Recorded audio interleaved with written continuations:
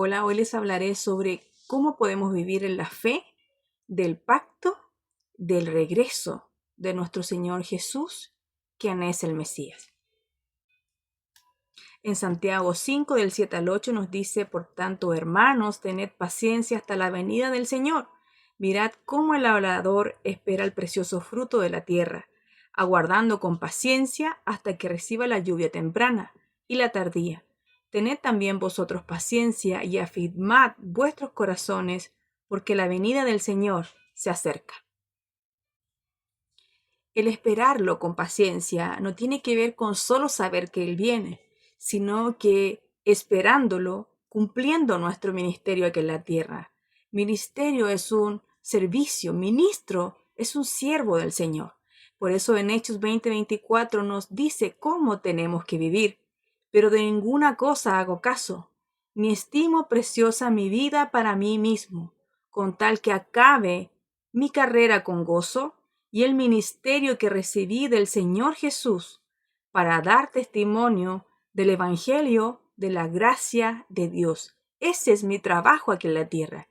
Ese es mi ministerio, pero en realidad no es algo personal, no es mi ministerio como algo mío, sino que este es el ministerio que se nos ha dado por la gracia y la misericordia de Dios. Es el ministerio de la reconciliación, que consiste en que se nos ha dado esa palabra, esa buena noticia que reconcilia al ser humano con Dios. Pero no porque seamos muy buenos, ni porque hayamos cumplido todos los requisitos para salvación, sino todo lo contrario.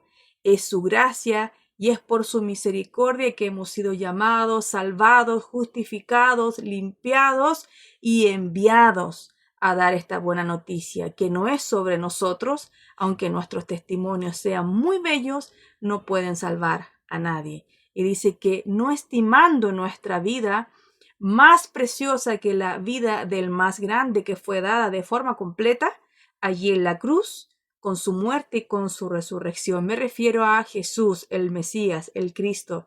Y dice: para que yo termine esta carrera con gozo.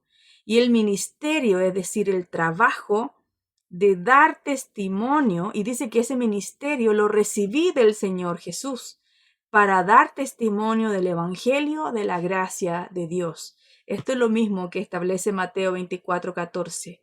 Es la labor de su iglesia, es la labor de sus hijos. Este es el ministerio de su iglesia: cumplir con la evangelización del mundo, porque esto es lo que tiene que ocurrir para que Jesús, el Mesías, el Cristo, el Señor, regrese.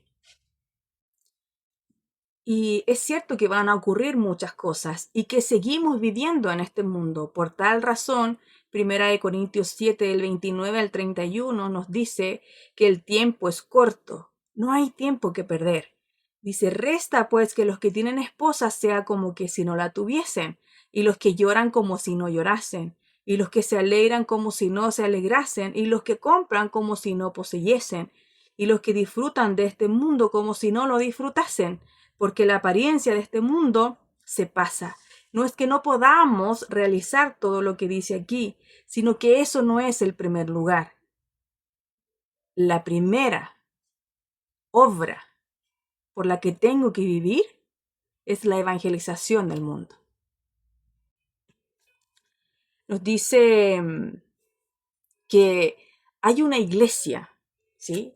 La iglesia de Jesús, el Mesías, es aquella que prepara el retorno de su Señor y lo hará en su generación. En Mateo 24, verso 42, nos habla de una iglesia que vive alerta, esperando el retorno de su Señor, de Jesús, el Señor y el Cristo. En Mateo 25, del 1 al 13, nos habla de una iglesia que está preparada para recibir a su Señor cuando Él regrese. En 1 Pedro 4, del 1 al 2, nos dice que es una iglesia que está dispuesta a sufrir incluso por cumplir la voluntad de Dios, por cumplir la evangelización mundial.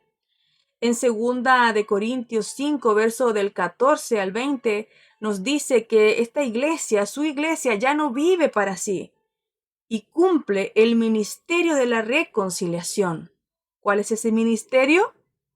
llenar la tierra de su nombre, llenar la tierra de su gloria, llenar la tierra del evangelio, llenar la tierra de esta buena noticia que habla acerca de la obra de Jesús, quien es el Señor y el Cristo de nuestras vidas.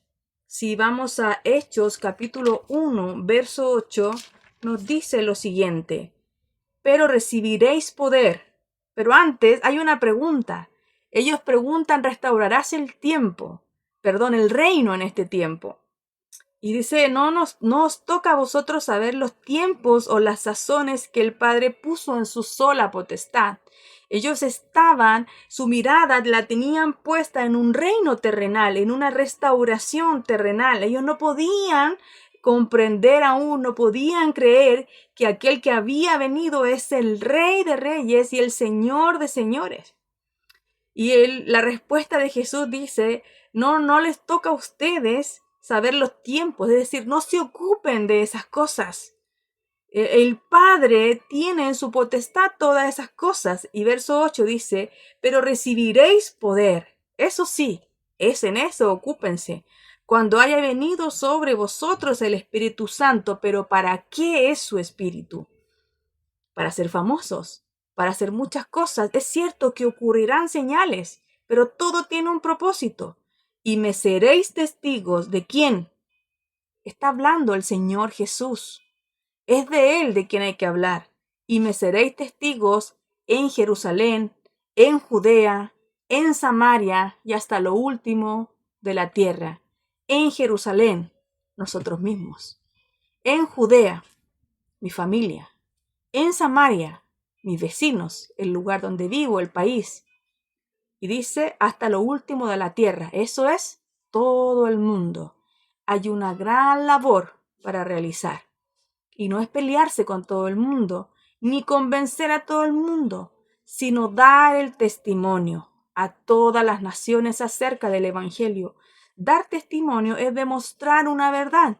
¿Qué vamos a demostrar? ¿Y a través de qué? A través de las Escrituras, es decir, desde Génesis hasta Apocalipsis, vamos a demostrar que hay un problema espiritual que sucedió en Génesis 3:6, el cual el ser humano, no tan solo Adán y Eva, sino que toda la raza humana quedó separada de Dios en un estado de maldición y que solamente uno pudo resolverlo, y ese es Jesús, el Mesías, el Señor, aquel que vino a la cruz a través de su muerte y resurrección, consumó este problema, lo resolvió de una vez. Por eso que solo en Él hay vida y solo en Él hay salvación.